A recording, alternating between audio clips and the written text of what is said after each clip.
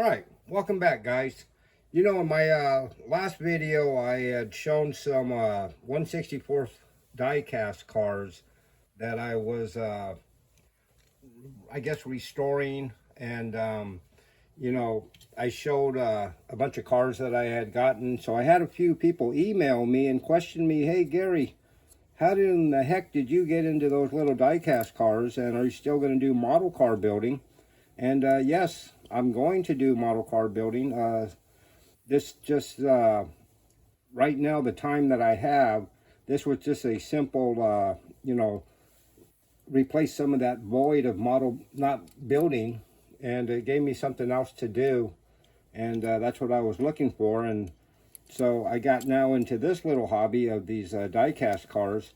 You know, I would get them sort of beat up like this and tear them apart, you know, drill them out from the bottom and re-tap them, put a screw back into them, repaint them with the factory Hot Wheel colors for 68, which is a spectral flame color, they called it. It's sort of a candy apple over a polished base is what these are. These, I polish them out and paint right over them and then clear coat them, and they sell the original black paint for the bed covers or vinyl tops or whatever you need it for. But yeah, that's just something that I thought I'd get into and do this. And I thought I'd show you guys a little bit more of what I got.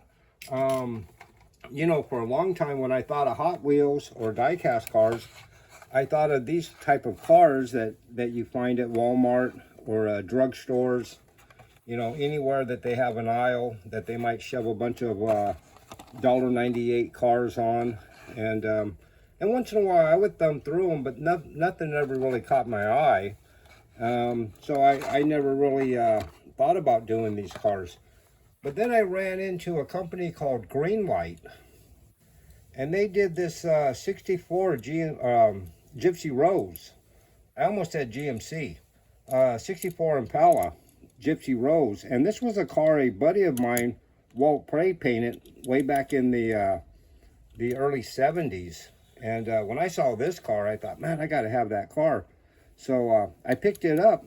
But then, you know, seeing Greenlight cars opened me up to a whole new world of these little die-cast cars.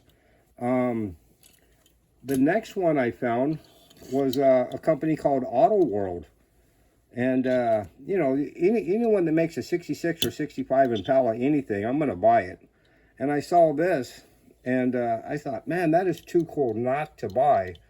So Auto World became one of my favorites now. This is a pickup truck that they did, C10.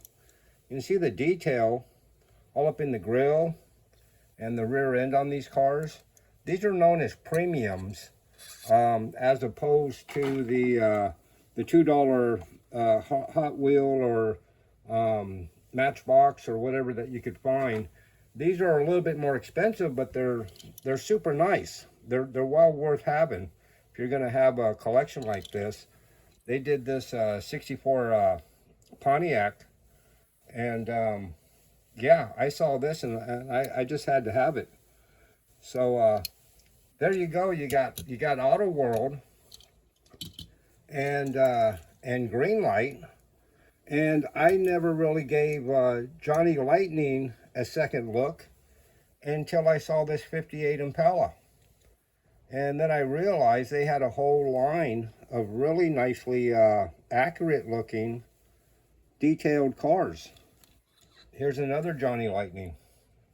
This is the Futura. I mean, that thing is just boss. I had to have that. So Johnny Lightning, Greenlight, Auto World, you know, and then Hot Wheels has a little bit better grade than the $2 card. They've got also their premium cars. These are a little bit more. They're between $3 and $5, I guess, a piece. Wheels that they call real riders that are rubber, kind of neat. Cool 61 Impala with the same type of wheel, rubber tire on it. Awesome. And then Hot Wheels has a better premium. And this is the Snake and Mongoose set that I just thought was so cool. I had to have them. So, I mean, just look at that. You know, the rubber tires, the deco work on it. The finishes are just like perfect. And, you know, as being a little kid, when the Snake and Mongoose were out, you know, of course, I'm a big fan of Don Perdome and Tom McEwen. So, yeah, I had to have those. So it's very easy to get like lured into this world of die-cast cars because they have such really cool cars. Now here's another company called M2, and man, for $5, $6, you know, that was just way too cool not to buy. 57 Chevy Gasser, another M2 car, which is this 56 Ford F-150, or F-100, I guess it is. Pinstriper Cali and Son.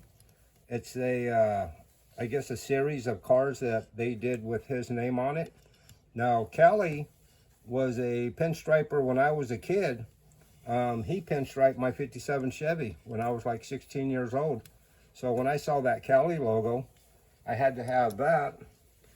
And then the kind of the cool thing about M2 also is, you see the screws down here on the bottom. You can unscrew this car and change the wheels and tires on it if you like. And that's what I did with this car. This little 67 Nova came with, I think there were red lines with stock SS hubcaps. But it needed a little bit of a rake. It needed a big fat tire, which I had to cut the frame under there a little bit to get the tires to fit under there and roll. Black with a black vinyl top. That's just an awesome car. And you know, the fact that you can change the tires, well, you can also do a lot of other things with these things. This little van is an M2. I unscrewed the bottom of it.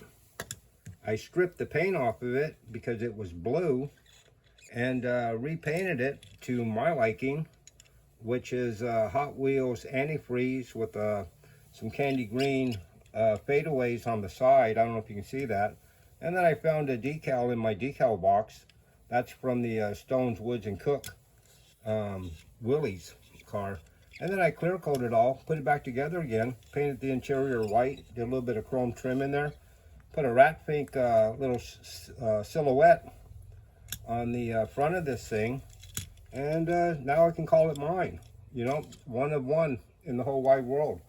So yeah, that's how I got caught up in these die-cast cars.